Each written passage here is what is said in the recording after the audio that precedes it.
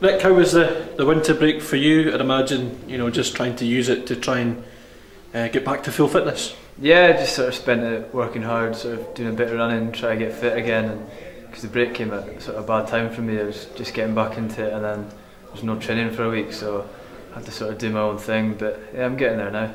You were back on the bench against St Johnstone. Good to get back involved in SPL action. Yeah, it was good just to be involved at all. Just sort of getting on the bus down is something different than being sort of stuck in the gym on a Saturday. That was sort of getting to me a bit, but yeah, it was good. It was 5 minutes, but I felt like I played the whole game. When I came off, I was struggling, but yeah, it's good to be back. I think the most frustrating thing about your injury was the shoulder. You couldn't do anything contact wise, so although you could run and do things like that, it was just a kind of frustrating period for you. Yeah, it was sort of, I had to ease myself into it. Once I was sort of doing passing, and then it was into possession, but no one could tackle me. It was a bit fake, but I had to sort of ease my way into it. But just couldn't do anything with my shoulder, even eating food and driving. I wasn't allowed to drive for a while, so now that that's all back, I feel sort of myself again. And I believe you made good friends with a brush as well, did you? You had a broom, didn't you? It was a broom. I had to work on my shoulder, and now I've got a pipe down the bottom of the corridor doing exercises, so good high facilities here we've got, so it's good to come here. Is that your longest kind of period out in terms of injury in your career so far? It's been 4 months, I think, maybe, or 4.5 maybe. So yeah, longest I've been is a month, so this is sort of a big shock for me. But when I see someone like Chris Hogg, who's been out for ages, just still going each day, he's never down, so that sort of spurs you on. I'm nothing compared to him, so yeah, it's good to have him around. I suppose mentally, that's the hardest thing to overcome. It's just there's a goal there and you will reach it. Yeah, you do get down sometimes because you think, how am I going to get back? Because it's such hard work to get back, and then when you're fit, you're not match fit. You need to get games, and it just takes a while to get back. But once you sort of, I got 5 minutes there a few weeks ago. Once you get that, you know that it's all worth it.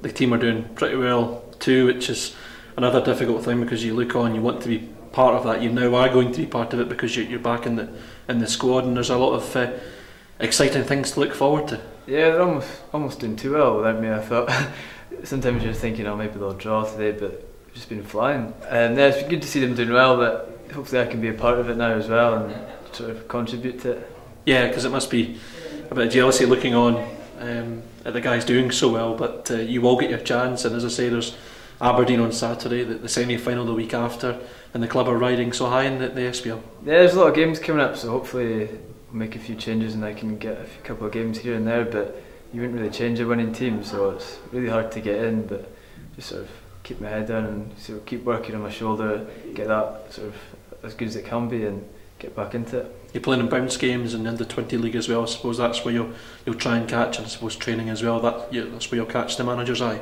Yeah, well, we played Tuesday against Celtic, and that was sort of good to get a game, and it's good, sort of good standard. I didn't expect it to be as good, so hopefully I can get another game. There's a game next week, and sort of keep getting game time really. Aberdeen on Saturday, and the games between Aberdeen and Caledonian Thistle this season. I know you haven't been involved in them, but watching them, they've been eventful to say the least. 3-2 and even the 1-1 here with 2 red cards as well. Yeah, I remember the game here. I remember watching it. I thought we played well that game. We were sort of unlucky not to win, and then obviously the red card sort of changed it a bit. But it's always a good game. Sort of before County were up, it was sort of our derby, so they bring a good support. It's always a good atmosphere, so we're looking forward to it because we've not played for a while, so it'll be a good game. Yeah, there is something of a rivalry between the two clubs up and down the years. Like you say, Aberdeen normally bring a good support. There's always something special about these kind of games. Yeah, I don't know what it is. I think just because it's a short journey, they usually fill their stand, so they make a good atmosphere, and it's sort of getting our backs a bit, but it sort of spurs us on, and our fans have been great this season, so hopefully they'll be the same. There's 3 points separating the teams in the SPL at the moment. I suppose 3 points on Saturday would open up a little bit of a gap between Aberdeen and push Caledonian Thistle off towards Celtic. Yeah, it's a strange league. It's sort of, if you win 2 games, you're near the top. Then if you lose, you're down near the bottom, and it's so tight. Even at this stage of the season, you don't know really what's going to happen. But if we just keep winning, we'll get a 3 point gap if we win. So we've got to keep going. Cheers, Nick. Thanks for your time, pal. No problem.